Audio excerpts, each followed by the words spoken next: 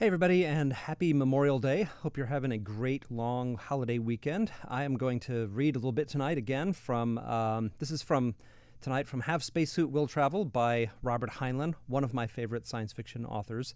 And I'm going to explain a little bit why before I read from this tonight. So I'll get to this in just a second. But if you're not familiar with Heinlein, you're missing one of the maybe great masters of science fiction, and Hugo and Nebula award-winning author. He wrote a book called The Moon is a Harsh Mistress, which was written back in 1966, the year before I was born, and took artificial intelligence seriously and the idea that AIs could become sentient, which I'm not sure I agree with, but for him to have predicted that a long time ago and to have taken it seriously and told a really wonderful story around it is pretty amazing. This is a book that's worth reading. It's very libertarian and it's political philosophy, as are a lot of his books. But his what made him really interesting as a writer, I think, is that he sold really well. Like, he's considered the guy. He wrote a story called The Man Who Sold the Moon, and so he's considered the man who sold the genre, because until Heinlein, people were selling stories, but nobody was really had the attention of the public the way Heinlein eventually did in the 60s. 50s and 60s. He wrote a book called, I think I have it here somewhere, Stranger in a Strange Land. If you've never heard of Stranger in a Strange Land, this is the only book of Heinlein's that I have never read. This is kind of a flower power novel, and I believe he wrote this right after he wrote one of my favorite Heinlein books, Starship Troopers. So this is kind of the opposite take. This is the hippie free love book that he wrote as a science fiction novel. This was the military book. I had a professor in college who said this book could be summed up in the phrase, wouldn't it be great to be a space marine? In fact, Starship Troopers is probably the book that single-handedly made military science fiction popular and launched the subgenre of space marines. You can actually look up space marines on Amazon, and it's a subcategory. But it started by Robert Heinlein, and this is actually, if you've seen the movie, you should. If you've seen the movie and not read the book, you're doing yourself a disservice, because the movie is campy and terrible, and it was produced by someone who hated Heinlein. And it's nothing like the book. I mean, it's literally like the opposite of the book. It was like someone set out to make the opposite of Starship Troopers, sort of, or to take the ideas in Starship Troopers and mock them. Whether you agree with the ideas in Starship Troopers or not, it's an interesting book to read. And that's one thing. The reason I'm going through some of these Heinlein books is I wanted to mention why I like Heinlein and why I think he's worth reading to some extent. He doesn't have great prose. He's not really a literary writer. The prose is readable, and his characters are engaging. In essence, he's a great storyteller who was able to not just tell good stories, but he was able to do something unusual for science fiction, which is explore the characters and bring real people into situations that his readers found incredible. And all of his books are like that. They're ideas that are so far-fetched, you think, how can anybody take that seriously? But he takes them seriously, and he makes you take them seriously by creating characters who are believable in those situations. And so in some ways, he's one of the early science fiction writers who went from writing about an everyman in a story, which science fiction had been all about plot and not about characters, and he put real characters there. In fact, Heinlein is credited with taking the post-World War II generation males, young boys basically, and writing in a way that made them interested in space, interested in engineering, interested in science, etc. So he also did a series. One thing I really like about him is he wrote juveniles. Now, this is before YA was a thing, and they put the category of books were considered, there was children's literature and there was adult literature, and he wrote in this kind of subcategory that people refer to as juveniles at the time, which meant, mid-grade or young adult now, all as one category. And he wrote books fairly quickly, but he took his audience seriously, and this is one reason why I admire him as a writer. He didn't write down to kids. He wrote in a way that took very serious ideas and he put them in a container that would be interesting for young people.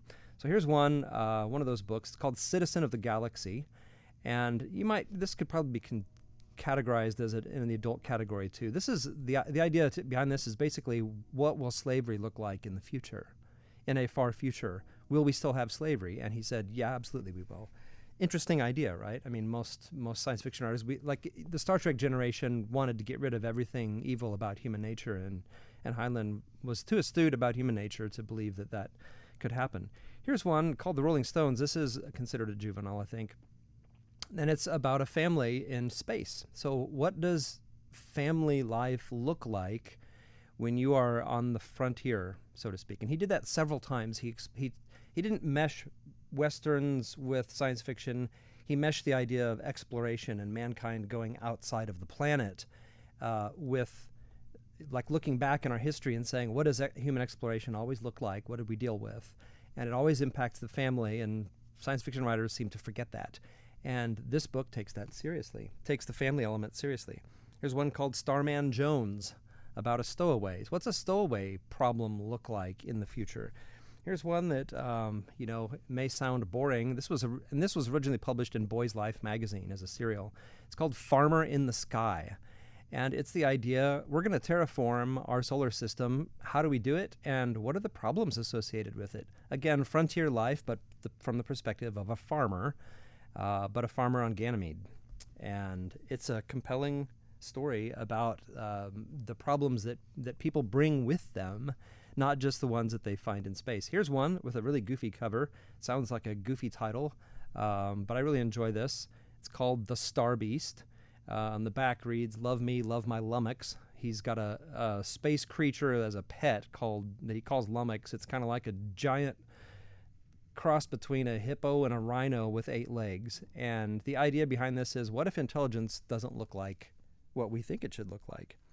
And then the last one before I get to the book for today is called Tunnel in the Sky, and that is the idea, hey, if we're going to be exploring space, going to planets, we're going to have what we've always had to have, which is pioneering people who are capable of surviving in harsh elements and know we basically need space mountain men is what we're going to need in the future. And so this is the story of a boy who decides he wants to do that job, even though it is incredibly dangerous. And what is it he learns that he, is like the epitome of the human race? And I won't give this away. This is an interesting book, but I think of this book as the knife book, because before he goes for his test mission, his brother and and his dad, I think, tell him that the tool you need is not a gun, it's a knife. Take a knife, don't bother taking a gun. And other people take guns, and he actually takes 2 knives. And it's an interesting story. How do you survive in an environment where you don't even know what the conditions are? Kind of a predecessor to some of the Martian, and I read a book recently called Sovereign. It's sort of that. Anyway, Heinlein's been endlessly copied for lots of reasons. One of my favorite books of his, we have The Moon is a Harsh Mistress, but we also have the one I'm going to read today, Have Spacesuit, Will Travel. And this book is definitely in that category of juvenile, along with The Red Planet and Starman Jones and Farmer in the Sky and Citizen of the Galaxy. So this book on the back says, "Skyjacked. 1 minute, Kip Russell is walking around his own backyard, testing out an old spacesuit and dreaming about going to the moon. The next, he's the captive of a space pirate and on his way to the very place he had been dreaming of. At first, the events are so unreal, he thinks he might be having a nightmare. But when he discovers other prisoners aboard the spaceship, he knows the ordeal is all too real. Kip and his fellow abductees, the daughter of a world-renowned scientist and a beautiful creature from an alien planet, have been skyjacked by a monstrous extraterrestrial who is flying them to the moon on a journey toward a fate worse than death." Now, that is all kind of the build-up to, what is this book about? And the thing I want to say about this book, the reason I love it, is because the resolution of the story and the way humanity expresses itself through the characters, I think, is really masterful. And he could have saved that bit of storytelling genius or something for a serious book for adults or something. He took his audience seriously, and that's why I've reread this book several times. I also think that that's a good example of Heinlein saying, "I'm writing about human beings. I'm not writing just about plots and events." He was writing about ideas and taking ideas seriously, but he was saying you can't separate the human component from the idea. Okay, that's the end of my little lecture about Robert Heinlein. Now I'm going to read from the first couple of chapters. We'll see how far I get. I might read a little bit longer into it, but I mostly want you to get a taste for what Heinlein's style is like, because in spite of what I just read from the back, it feels more like a. It begins more like a story out of a 1950s Boy's Life magazine. Imagine that. Chapter 1. You see, I had this space shoot. How it happened was this way. Dad, I said, I want to go to the moon. Certainly, he answered, and looked back at his book. It was Jerome K. Jerome's 3 Men in a Boat, which he must know by heart. I said, Dad, please, I'm serious. This time he closed the book on a finger and said, gently, I said it was all right, go ahead. Yes, but how? Huh?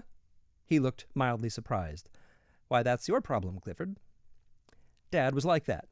The time I told him I wanted to buy a bicycle, he said, go right ahead, without even glancing up. So I had gone to the money basket in the dining room, intending to take enough for a bicycle. But there had been only $11.43 in it, so about 1,000 miles of mowed lawns later, I bought a bicycle. I hadn't said any more to Dad because if money wasn't in the basket, it wasn't anywhere. Dad didn't bother with banks.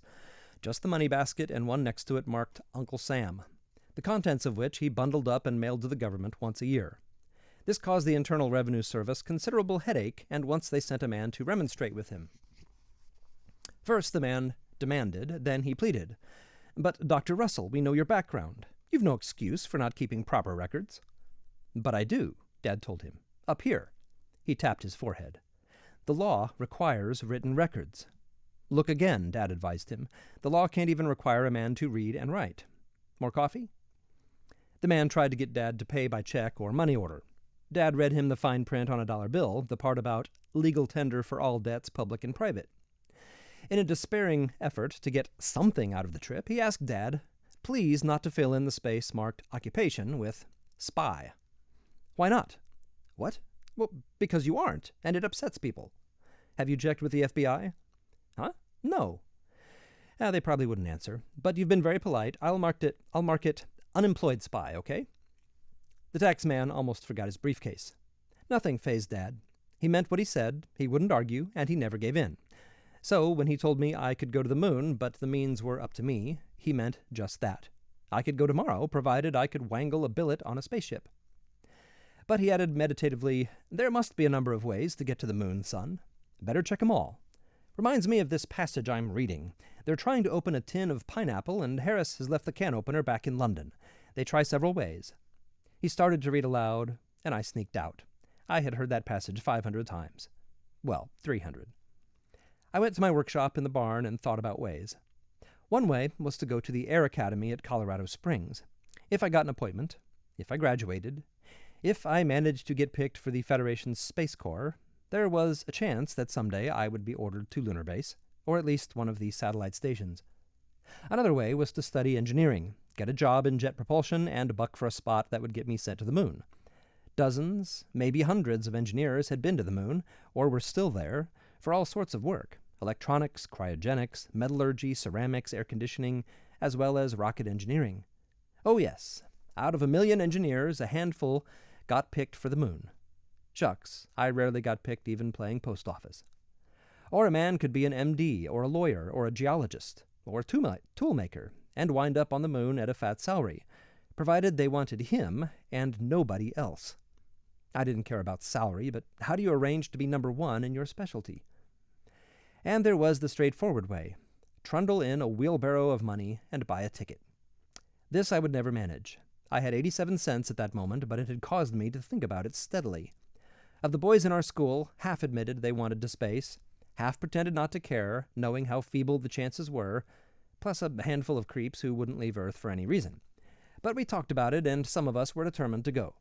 I didn't break into a rash until American Express and Thomas Cook & Son announced tourist excursion. I saw their ads in National Geographic while waiting to have my teeth cleaned. After that, I never was the same. The idea that any rich man could simply lay cash on the line and go was more than I could stand. I just had to go. I would never be able to pay for it, or at least that was so far in the future there was no use thinking about it. So what could I do to be sent? You see stories about boys, poor but honest, who go to the top because they're smarter than anyone in the country, maybe the state. But they're not talking about me. I was in the top quarter of my graduating class, but they do not give scholarships to MIT for that. Not from Centerville High. I am stating a fact. Our high school isn't very good. It's great to go to. We're league champions in basketball, and our square dance team is state runner-up, and we have a swell sock hop every Wednesday. Lots of school spirit. But not much studying. The emphasis is on what our principal, Mr. Heinlein, calls preparation for life, rather than on trigonometry. Maybe it does prepare you for life. It certainly doesn't prepare you for Caltech. I didn't find this out myself. Sophomore year, I brought home a questionnaire cooked up by our group project in Family Living in Social Studies. One question read, "How is your family council organized?" At dinner I said, "Dad, how is our family council organized?" Mother said, "Don't disturb your father, dear." Dad said, "Huh? Let me see that." He read it, then told me to fetch my textbooks. I had not brought them home, so he sent me to school to get them. Fortunately, the building was open. Rehearsals for the fall blowout. Dad rarely gave orders, but when he did, he expected results. I had a swell course that semester: social study, commercial arithmetic, applied English. The class had picked slogan writing, which was fun, handicrafts, we were building sets for the blowout, and gym, which was basketball practice for me. I wasn't tall enough for first team, but a reliable substitute gets his varsity letter his senior year. All in all, I was doing well in school and knew it. Dad read all my textbooks that night. He's a fast reader. In social study, I reported that our family was an informal democracy. It got by. The class was arguing whether the chairmanship of a council should rotate or be elective, and whether a grandparent living in the home was eligible. We decided that a grandparent was a member but should not be chairman. Then we formed committees to draw up a constitution for an ideal family organization, which we would present to our families as the project's findings. Dad was around school a good bit the next few days, which worried me. When parents get overactive, they are always up to something. The following Saturday evening, Dad called me into his study. He had a stack of textbooks on his desk and a chart of Centerville High School's curriculum, from American folk dancing to life sciences. Marked on it was my course, not only for that semester, but for junior and senior years, the way my faculty advisor and I had planned it. Dad stared at me like a gentle grasshopper and said mildly, "Kip, do you intend to go to college?" "Huh? Why, certainly, Dad." "With what?" I hesitated. I knew it cost money. While there had been times when dollar bills spilled out of the basket onto the floor, usually it wouldn't take long to count what was in it. Maybe I'll get a scholarship. Or I could work my way." He nodded. "No doubt, if you want to. Money problems can always be solved by a man not frightened by them. But when I said, 'with what?' I was talking about up here." He tapped his skull. I simply stared. "Why, I'll graduate from high school, Dad. That'll get me into college." "So it will. Into our state university or the state Aggie or state normal. But Kip, do you know that they are flunking out 40% of each freshman class?" "I wouldn't flunk." "Perhaps not. But you will if you tackle any serious subject. Engineering or science or pre-med. You would, that is to say, if your preparation were based on this." He waved a hand at the curriculum. I felt shocked. "Well, Dad, Center is a swell school." I remembered things they had told us in PTA Auxiliary.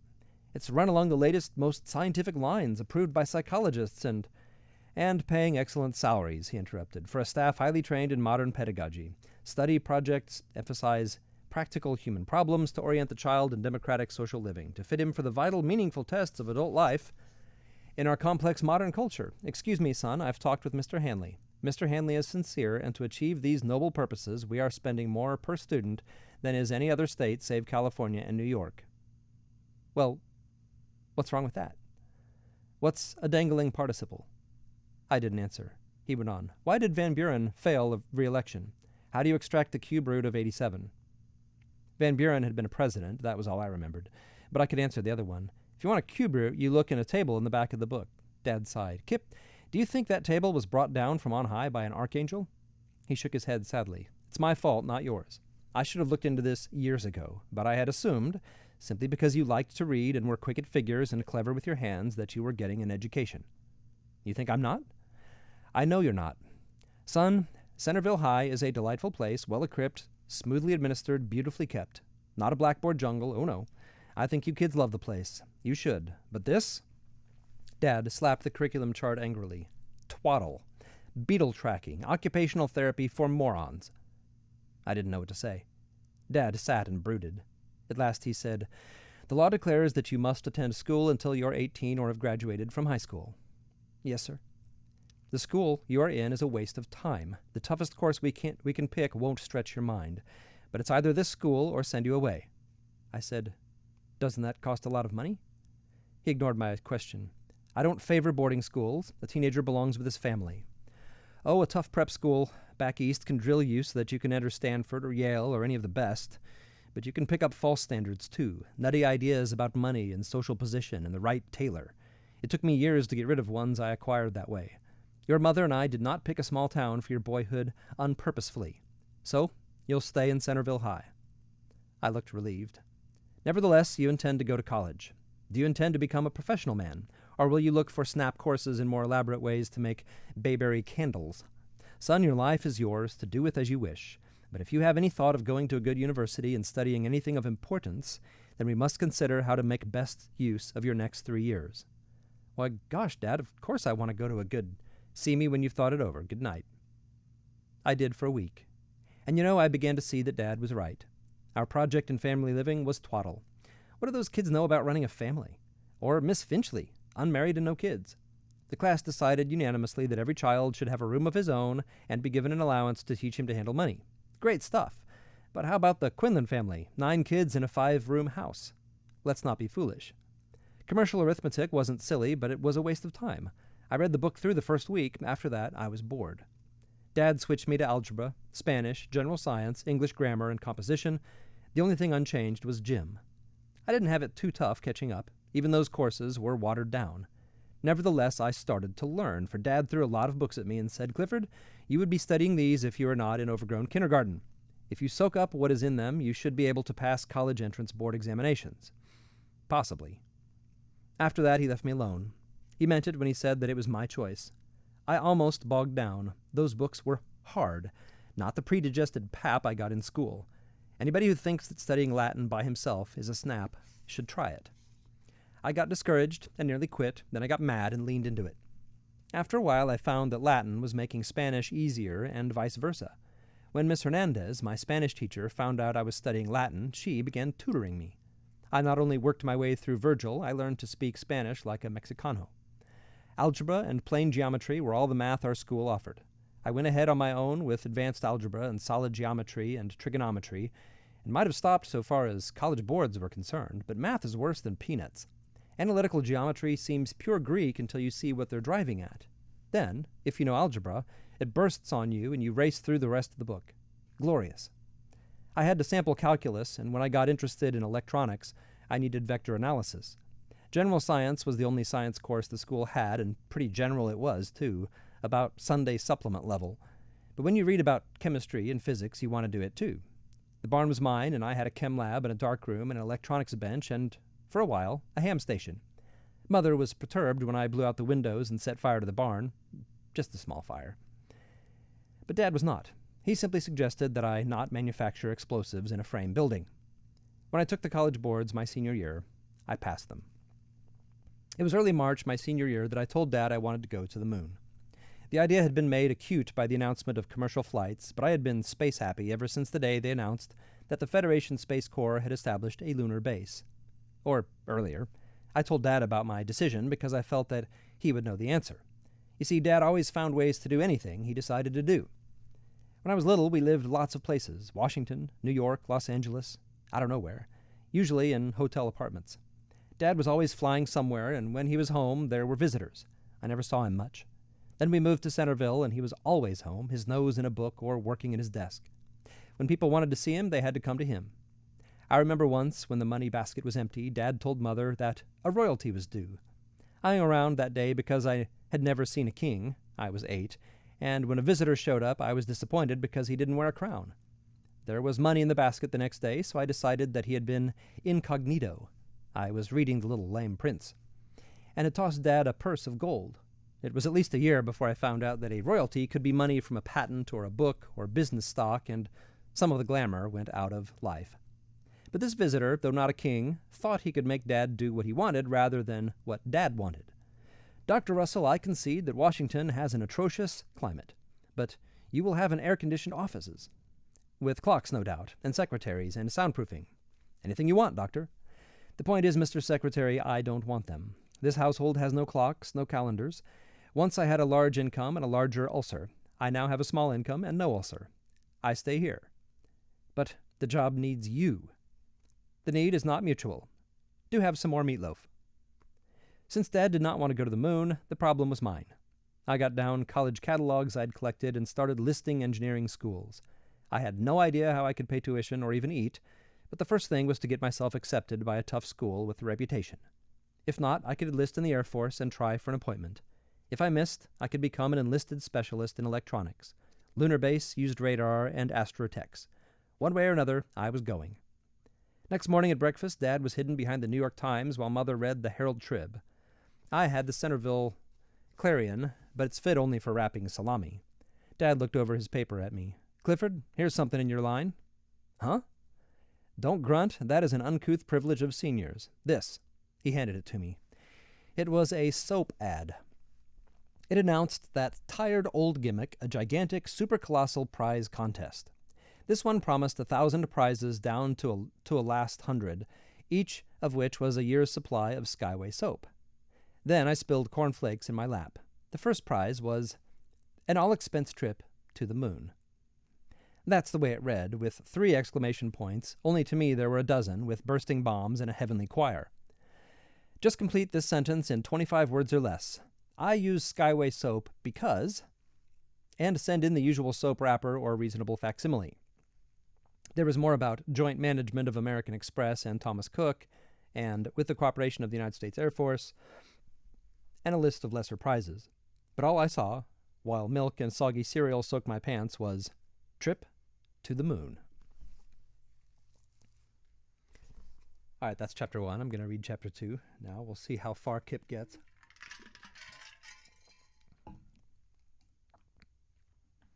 First, I went sky high with excitement, then as far down with depression. I didn't win contests. Why, if I bought a box of Cracker Jack, I'd get one they forgot to put a prize in. I had been cured of matching pennies. If I ever... Stop it, said Dad. I shut up. There is no such thing as luck. There is only adequate or inadequate preparation to cope with the statistical universe. Do you intend to enter this? Do I? I assume that to be affirmative. Very well, make a systematic effort. I did, and Dad was helpful. He didn't just offer me more meatloaf, but he saw to it I didn't go to pieces. I finished school and sent off applications for college and kept my job. I was working after school that semester at Charlton's pharmacy, soda jerk, but also learning about pharmacy. Mr. Charton was too conscientious to let me touch anything but packaged items, but I learned materia medica and nomenclature and what various antibiotics were for and why you had to be careful. That led into organic chemistry and biochemistry, and he lent me Walker, Boyd, and Asimov. Biochemistry makes atomic physics look simple, but presently it begins to make sense. Mr. Charton was an old widower, and pharmacology was his life. He hinted that someone would have to carry on the pharmacy someday, some young fellow with a degree in pharmacy and devotion to the profession. He said that he might be able to help such a person get through school. If he had suggested that I could someday run the dispensary at Lunar Base, I might have taken the bait. I explained that I was dead set on spacing, and engineering looked like my one chance. He didn't laugh. He said I was probably right, but that I shouldn't forget that wherever man went, to the moon, on Mars, or the farthest stars, pharmacists and dispensaries would go along. Then he dug out books for me on space medicine, Strughold and Haber and Stapp and others. I once had ideas along that line, Kip, he said quietly, but now it's too late. Even though Mr. Charton was not really interested in anything but drugs, we sold everything that drugstores sell, from bicycle tires to home permanent kits, including soap, of course.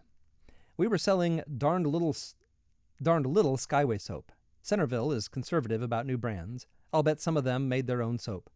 But when I showed up for work that day, I had to tell Mr. Charton about it. He dug out 2 dust-covered boxes and put them on the counter. Then he phoned his jobber in Springfield. He really did right by me.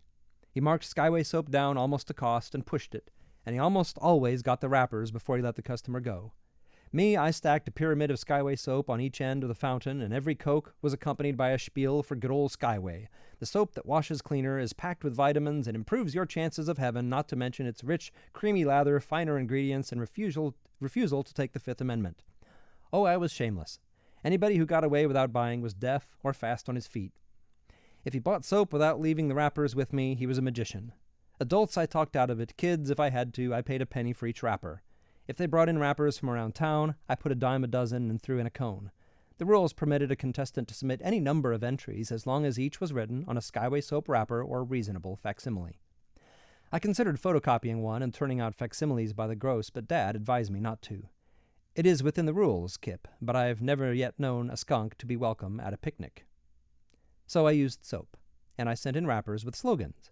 I use Skyway soap because it makes me feel so clean. Highway or byway, there's no soap like Skyway. Its quality is sky high. It is pure as the Milky Way. It is pure as interstellar space. It leaves me fresh as a rain-swept sky. And so on endlessly until I tasted soap in my dreams. Not just my own slogans either. Dad thought them up, and so did Mother and Mr. Charton. I kept a notebook and wrote them down in school or at work or in the middle of the night. I came home one evening and found that Dad had set up a card file for me, and after that I kept them alphabetically to avoid repeating. A good thing, too, for toward the last I sent in as many as 100 a day, postage mounted, not to mention having to buy some wrappers.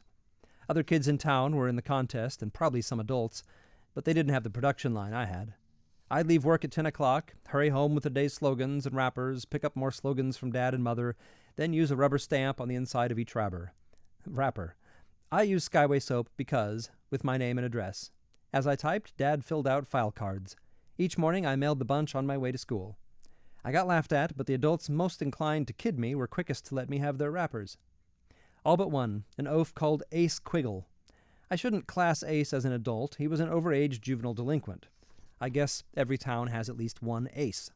He hadn't finished Centerville High, a distinction since Mr. Heinlein believed in promoting everybody, quote, to keep age groups together, end quote. As far back as I can remember, Ace hung around Main Street, sometimes working, mostly not. He specialized in wit. He was at our fountain one day, using up $2 worth of space and time for one 35-cent malt. I had just persuaded old Mrs. Jenkins to buy a dozen cakes and had relieved her of the wrappers. As she left, Ace picked one off my counter display and said, "You're selling these, Space Cadet?" "That's right, Ace. You'll never find such a bargain again." "You expect to go to the moon just selling soap, Captain? Or should I say, Commodore? Yuck, yuck, yuckity, yuck." That's how Ace laughed, like a comic strip. "I'm trying," I said politely. "How about some?" "You're sure it's good soap?" "Positive." "Well, I'll tell you. Just to help you out, I'll buy 1 bar. A plunger. But this might be the winning wrapper. "Sure thing, Ace. Thanks a lot." I took his money. He slipped the cake into his pocket and started to leave. "Just a second, Ace. The wrapper, please." He stopped. "Oh, yes." He took out the bar, peeled it, held up the wrapper. "You want this?" "Yes, Ace, thanks." "Well, I'll show you how to get the best use of it." He reached across to the cigar lighter on the tobacco counter and set fire to it, lit a cigarette with it, let the wrapper burn almost to his fingers, dropped it, and stepped on it. Mr. Charton watched from the window of the dispensary. Ace grinned. "Okay, Space Cadet?" I was gripping the ice cream scoop, but I answered, "Perfectly okay, Ace. It's your soap." Mr. Charton came out and said, "I'll take the fountain, Kip. There's a package to deliver." That was almost the only wrapper I missed. The contest ended May 1, and both Dad and Mr. Charton decided to stock up and cleaned out the last case in the store. It was almost 11 before I had them written up. Then Mr. Charton drove me to Springfield to get them postmarked before midnight. I'd sent in 5,782 slogans. I doubt if Centerville was ever so scrubbed. The results were announced on the 4th of July. I chewed my nails to the elbows in those 9 weeks. Oh, other things happened. I graduated, and Dad and Mother gave me a watch, and we paraded past Mr. Heinlein and got our diplomas.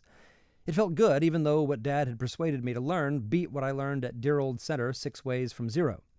Before that was sneak day and class honeymoon and senior prom and the class play and the junior-senior picnic and all the things they do to keep the animals quiet.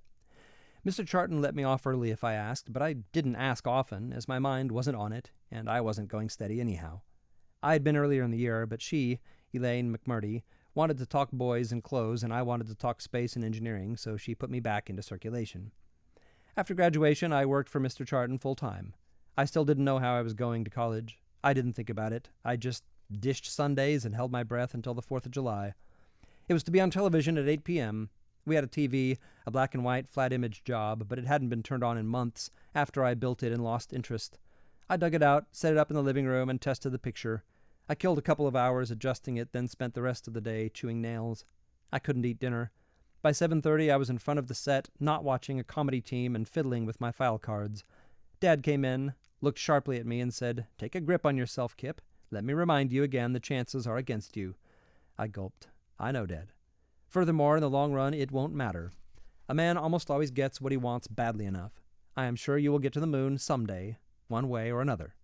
"Yes, sir, I just wish they would get it over with." "They will. Coming. Emma?" "Right away, dearest," Mother called back. She came in, patted my hand, and sat down. Dad settled back. "Reminds me of election nights." Mother said, "I'm glad you're no longer up to your ears in that." "Oh, come now, sweetheart. You enjoyed every campaign." Mother sniffed.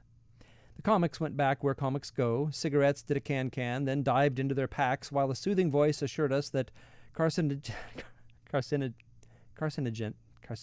I can't say the word, carcinogenous factors were unknown in coronets, the safe smoke with the true tobacco flavor. The program cut to the local station. We were treated to a thrilling view of center lumber and hardware, and I started pulling hairs out of the back of my hand. The screen filled with soap bubbles. A quartet sang that this was the Skyway Hour, as if we didn't know. Then the screen went blank and sound cut off, and I swallowed my stomach. The screen lighted up with, "Network difficulty, do not adjust your sets." I yelped, "Oh, they can't do that, they can't." Dad said, "Stop it, Clifford." I shut up. Mother said, "Now, dearest, he's just a boy." Dad said, "He is not a boy, he is a man. Kip, how do you expect to face a firing squad calmly if this upsets you?" I mumbled. He said, "Speak up." I said I hadn't really planned on facing one. "You may need to someday. This is good practice. Try the Springfield channel. You may get a skip image." I tried, but all I got was snow, and the sound was like two cats in a sack. I jumped back to our local station. "George General Bryce Gilmore, United States Air Force, our guest tonight, who will explain to us later in the program some hitherto unreleased pictures of Federation Lunar Base and the infant Luna City, the fastest-growing little city on the moon. Immediately after announcing the winners, we will attempt a television linkage with Lunar Base through the cooperation of the Space Corps of the..." I took a deep breath and tried to slow my heartbeat, the way you steady down for a free throw in a tie game. The gabble dragged on while celebrities were introduced, the contest rules were explained, and improbably sweet young couple explained to each other why they always used Skyway soap. My own sales talks were better. At last they got to it. 8 girls paraded out. Each held a big card over her head. The MC said in an awestruck voice, and now, the winning Skyway slogan for the free trip to the moon." I couldn't breathe. The girls sang, "I like Skyway soap because," and went on, each turning her card as a word reached her. "It is as pure as the sky itself." I was fumbling cards. I thought I recognized it, but couldn't be sure. Not after more than 5,000 slogans. Then I found it and checked the cards the girls were holding. "Dad, Mother, I've won! I've won!" And that's the end of Chapter 2. I won't spoil the surprise of what happens on the very next page. If you want to read, if you want to find out what happens to Kip and whether or not he ever actually does get to the moon, even though I read the back and kind of hinted at that, that it doesn't happen quite the way he's hoping, check out Have Spacesuit Will Travel. Next week, I'm going to be back with a book I'm going to hold up here that you won't be able to see because because I don't have the dust jacket, and this is the hardcover version, the first edition copy of Ernest Hemingway's The Old Man and the Sea. So we're going from a Hugo and Nebula award-winning writer to a Nobel Prize-winning writer, and I guess that means that we have eclectic taste here Monday night. The Old Man and the Sea, I'm going to read... There aren't chapters in this. It's a very short book. I'm going to read from the opening of this book. I think this is worth reading. I don't love Hemingway.